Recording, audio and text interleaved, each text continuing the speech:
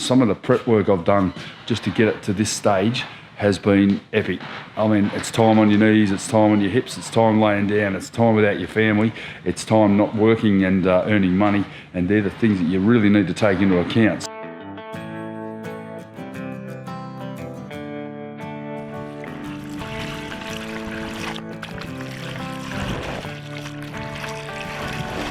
Is the amount of preparation that's involved in actually getting the simplest things done. Just gluing that floor down there has taken about 2 days of preparation, and this is what I think a lot of boat builders sort of forego or miss when they approximate the time that it's going to take to build a boat is the prep time. Yes, to glue that floor down is about an hour's work to get it all secured down, and then you wait a day, you come back and do the tabbing and the fielding, etc. The problem with it is actually just getting prepared, and I'm pretty well prepared in there. That was almost finished before I actually opened this up and pulled it all apart and got it ready for glassing down. There was about 50 other things that had to be done down in there, and I think really if you're ever going to build a boat, keep this in mind, guys. Probably add about a third of your time that you're already anticipating for prep and add it on again, even double it. It is absolutely insane, because if you want to do something right, like I'm doing down here, you need to really make sure that prep time is taken into account. It'll blow out a project 2 years, 3 years in advance. So originally when I flow coated out the fuel tank chamber here, this compartment I've got here, I left this area here free so that I could glass in a bulkhead that would hold the tank in. I've actually decided that that's probably not a great idea. I've never seen another bulkhead sitting down on top of a fuel tank in any other boat that I've seen. So I think, to be honest, the straps and tie downs are going to be more than adequate. And in any case, I can actually wedge underneath the floor. I can wedge a temporary bulkhead in there that can then be removed, so for cleaning or whatever. So what I'm going to do is I'm actually going to flow coat over this and finish this compartment before I glass this floor down. Very important that I do that, because if I don't flow coat it, it's going to be a bit hard to access. I've actually allowed myself good access to put the strap mechanisms in and all the piping and everything, but I certainly don't want to be flow coating inside a hatch at a later date. One of the principles I work on when I'm putting a floor down is that if I can't install it through the hatches, I won't be able to access it. So I'm actually getting all the structure put in. All of my lines and everything are going to be run once I get the floors down and I get the access cuts through. I don't want to be cutting access hatches in the floor now. That just leaves a chance for stuff, tools and things to fall down underneath my fuel tank here, and I'll never be able to get them out again. So I'm really wary of all of that. But if I can't access it, I can't install it. So that's my principle, and I'm sticking to it. And I think ultimately I'm building the boat with that in mind, making sure that I can access absolutely everything through the access hatches that need to be accessed, breather holes, senders, fuel lines, everything, shut-off valves and the like, without having to actually put it in beforehand. And that's really important. It probably is going to create a lot of work going forward, but it will actually reduce my chance of having problems down the track where I'm stuck somewhere off a deserted island, hopefully in Fiji or somewhere, trying to replace a fuel line. So they're the things I'm thinking about right now. I've been thinking about that all along. Do I put in the plumbing, the electrics and everything first, or do I access it later on? So that's been my principle all the way along, and I really think I've got superb access through this boat, and a lot of boats don't, but I think I've got it.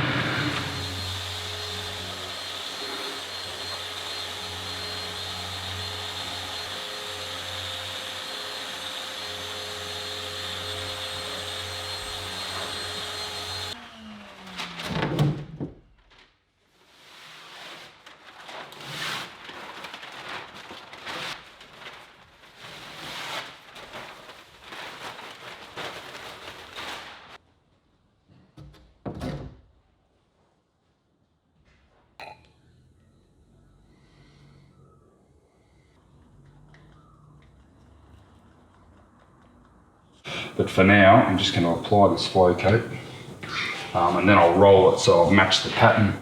Not that that's that critical, because it's never going to be seen again, but a bit stickler like that. This is flow coat, not gel coat. Very important to remember that.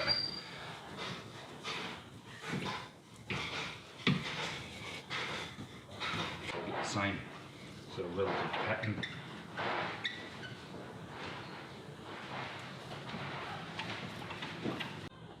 Okay, so I'm ready to glass this floor down over the fuel tank. Now, there's been so much prep involved here. I've actually re-flow coated this area here and this area here on the other side. That is, you know, it's pretty much mandatory to do that. I don't want to leave that unflow coated. I certainly don't want to be flow coating this chamber after the floor's down through a hatch. Certainly adding the tie down straps and being able to remove and replace them at times is going to be important too. I can monitor them for fraying or whatever. The one thing I have done is down in these securing points, these carbon tubes that I epoxied in here and then re-glassed, so they're pretty strong. I've actually sanded and basically smoothed out the insides of them so that the strap, when it passes through, won't fray on those. Now I'm going to actually put some hose through there as well and pass the webbing through the hose. So I've got a number of things I'm going to do there to make sure that I can control the fraying of those straps. Now they should never move, and I know there will be a slight bit of movement of the tank, as there is with all tanks, but basically any movement will create a fraying of those straps. I've bought really good quality ones with stainless ratchets to make sure that it's all going to stay secure and everything, but at the end of the day you can never be careful enough. So now that this is down, you'll notice that I've also basically got to remove the plastic off the actual fuel tank. I'm going to remove that as well, so need to remember to do that, so don't forget to remind me, guys. So that's looking pretty good. That's looking all ready to glass down this afternoon. I'm going to glue that down, then I'm going to start filleting and tabbing the floor to the hull sides there around that chine there. It's going to be an incredibly strong region of the boat around my chine. So now the preparation's done. I've basically removed the peel ply off this floor here. I've sanded all the way along this composite angle and the chine, and then styrene wiped all along here to make sure that my vinyl ester tabbing is going to be nice and clean and get a really good bond.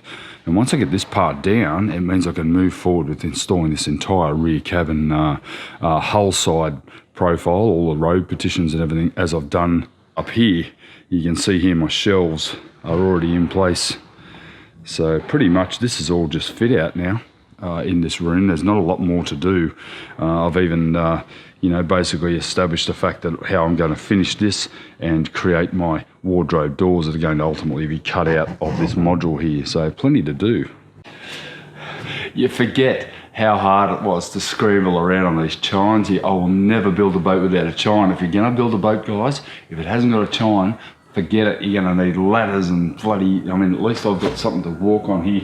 I'm actually going to remove the plastic bag off this tank so that I can get him installed. I've got a pressure certificate, a pressure test, and a certificate to state that this tank has been fully tested, pressure tested and everything. So there's no reason for me to go and do a dry test and fill it with fuel or fill it with water to make sure it's not leaking. I've got to rely on that pressure test certificate that I've received. So trying to cut this bag off.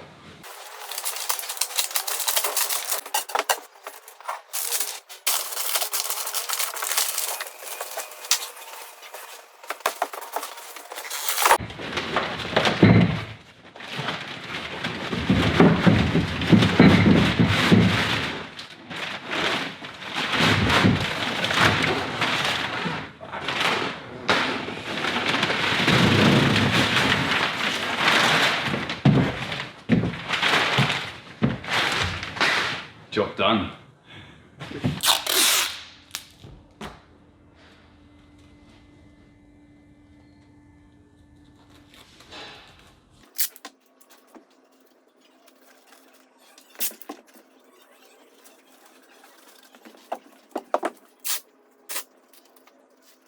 So taping these flanges here and these composite angles may seem like a bit of a waste of time.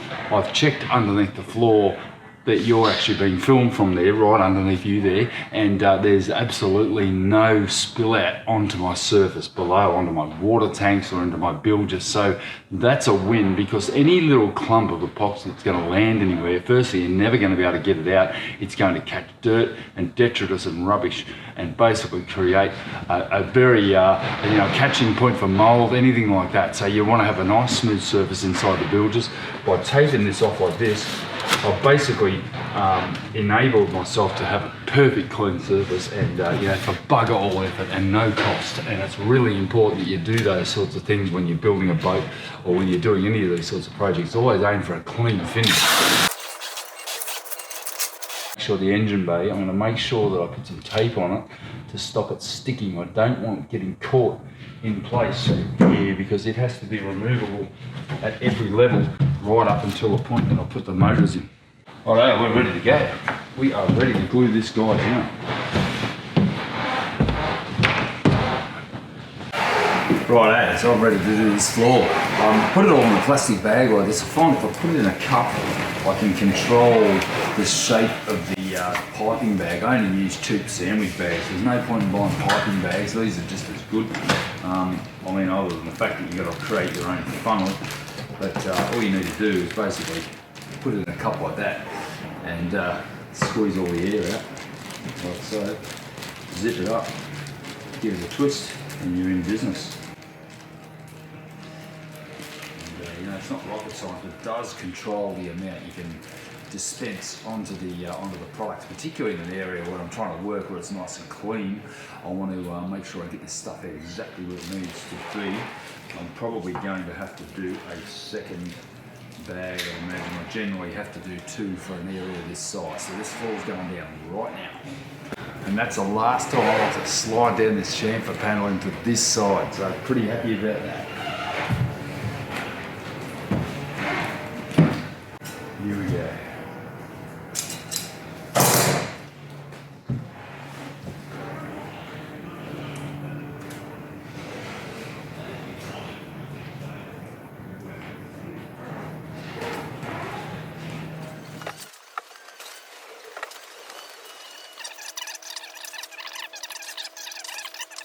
I've only just got enough of this to get this floor down, so I'm pretty happy that I planned that pretty well. Right at the moment, it's getting a bit hard to get some stuff. Our postage system is just not handling the COVID virus. Obviously, everyone's buying online, etc., and couriers are just stretched to the max here. So, that's one thing if you're building a boat. Consider the logistics of getting stuff quickly when you need it, and try to plan ahead. I've actually luckily got a really good epoxies manufacturer, probably 15-minute drive away from here, and I've got a trade account with them, so I'm able to buy it at a boat builder's price, which is really fantastic, and that's the sort of thing that when you're building a boat, you need to think about that, because they won't always give you the trade equivalent price, and luckily I'm able to secure all these items at a reasonable rate, because I am buying a bulk quantity. I'm not going and buying a little tube of it, but for now, epoxies for me really aren't a big issue, because primarily the boat is vinyl and polyester. It's only really the adhesion where I need it. I.e. in the floors and in these composite angles that I'm using the epoxy technically the methacrylate and those sorts of products, which is at the higher end of the price spectrum. But anyone building a kit boat, you better be prepared for some pretty exorbitant epoxy bills, because it's expensive stuff. One thing I do love working with epoxies because of the slow speed with which you can work. I laid that other stuff out there 10 minutes ago. It's not going to go off that quick, because if that was vinyl, ester or poly, good chance it's already kicked. And I'm going to end up racing against the clock to dispense it. But with this stuff, you got pretty much, especially day like today, 18-degree day, got all day, 3 hours.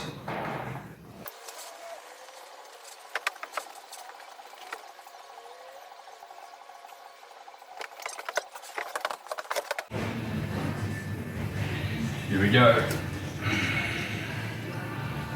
Say goodbye to that tank for a while.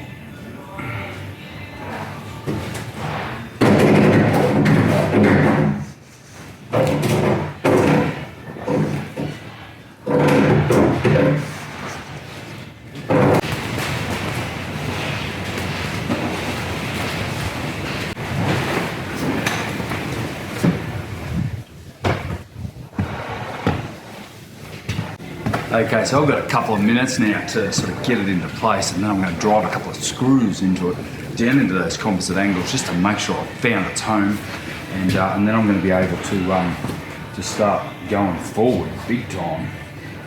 Feels so much better already. As soon as I glue it down, it stops squeaking, and then I work on my tabbing, and there's going to be no squeaking in my floors. So really happy with that. Use this to position this floor perfectly in the centre.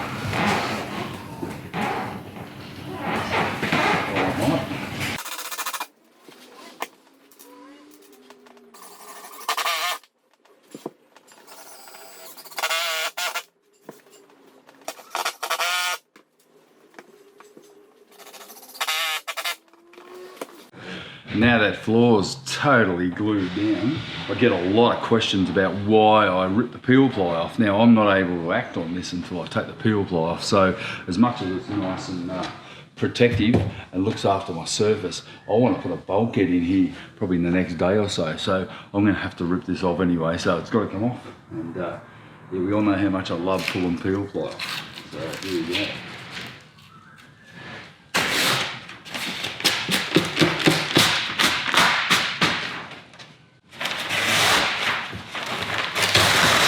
Going to get dirty, but you know, you just got to do it.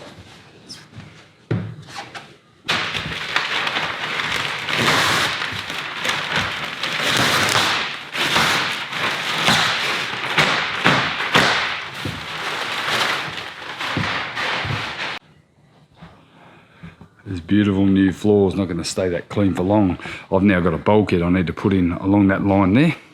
And then I can start to think about doing the rear robes in here, all without having to move this template, which is really nice. So I can get this in place now and move on pretty quickly.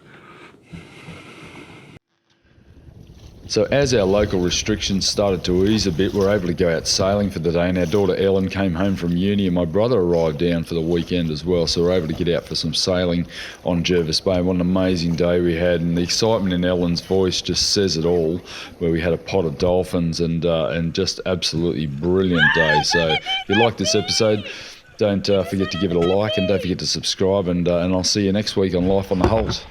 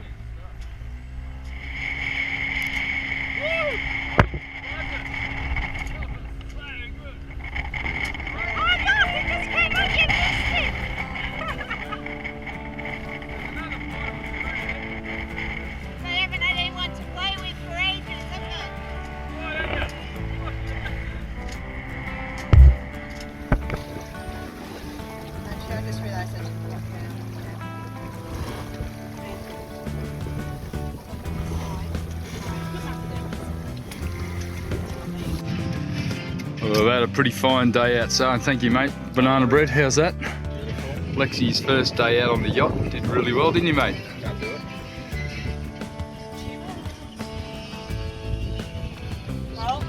Great day, how was the dolphin experience? The dolphins were unbelievable.